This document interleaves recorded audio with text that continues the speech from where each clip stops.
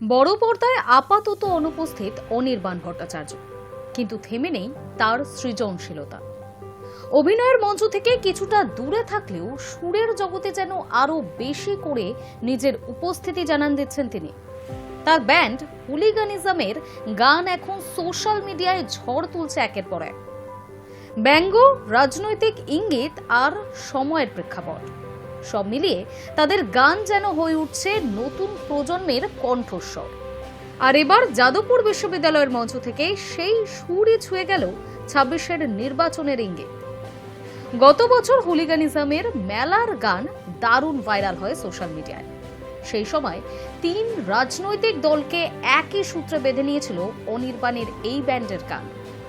আর এবার তাদের নতুন গানেও শোনা গেল 26-এর বিধানসভা নির্বাচনের কিছু আভাস।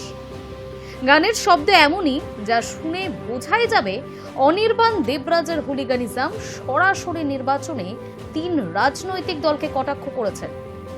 আর সোশ্যাল মিডিয়ায় ফের ভাইরাল অনির্বাণের কণ্ঠে গাওয়া এই গান। বৃহস্পতিবার যাদবপুর বিশ্ববিদ্যালয়ে শো ছিল হুলিগানিজমের, আর সেখান থেকে ভিডিও ভাইরাল হয় সোশ্যাল মিডিয়ায়, যেখানে অনির্বাণের গলায় শোনা যায় নতুন রাজনৈতিক দল গড়ার আবেদন। অনির্বাণ ও তার ব্যান্ডের গাওয়া এই গান সোশ্যাল মিডিয়ায় ফের ভাইরাল।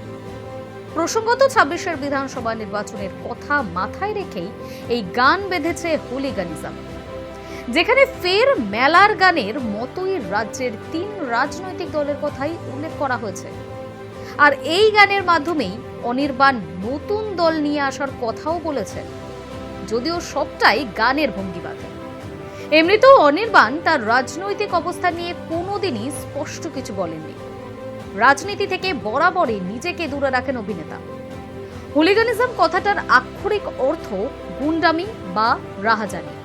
তবে এই ব্যান্ড হুলিগানিজম কিন্তু একেবারেই অন্য রাস্তায় হাঁটে। গুন্ডামি করে নয়, তারা নাকি গান দিয়ে হুল ফোটান। নতুন প্রজন্মের তরুণ তরুণীরা তো বটেই, হুলিগানিজমের কনসার্ট শুনতে হাজির হন অনেক মধ্যবয়স্করাও। সার্কাজম আর প্যারোডির আদর্শ মিশেল এই হুলিগানিজম। বড় পর্দা সিরিজে অনির্বাণকে দেখা যাচ্ছে না বটেই, তবে খুব শীঘ্রই সেই দূরত্ব নাকি ঘুচে যাবে বলে শোনা যাচ্ছে। কিন্তু এর মাঝেই থেমে থাকেনি হুলিগানিজম। দেশের একাধিক শহর ও এ রাজ্যের বহাল তবিয়তে চলছে অনির্বাণ দেবরাজদের হুলিগানিজম। অনির্বাণের ব্যান্ড হুলিগানিজমের মাধ্যমে তিনি আজকের সময়, সমাজ ও রাজনীতিকে ব্যঙ্গ রসের মোড়কে তুলে ধরেছেন নতুন প্রজন্মের সামনে। যাদবপুর বিশ্ববিদ্যালয়ের মঞ্চ থেকে ভাইরাল হওয়া সাম্প্রতিক গান প্রমাণ করছে সঙ্গীত হতে পারে প্রতিবাদের ভাষা, আবার চিন্তার খোরাকও। রাজনীতির সরাসরি ময়দানে না নেমেও শিল্পের মাধ্যমে সমাজকে প্রশ্ন করেছেন অনির্বাণ ও তার দল। আর এই ধারাবাহিকতা বজায় থাকলে হুলিগানিজম শুধু একটা ব্যান্ড নয়, বরং সময়ের এক শক্তিশালী সাংস্কৃতিক কণ্ঠস্বর হয়ে উঠতে পারে।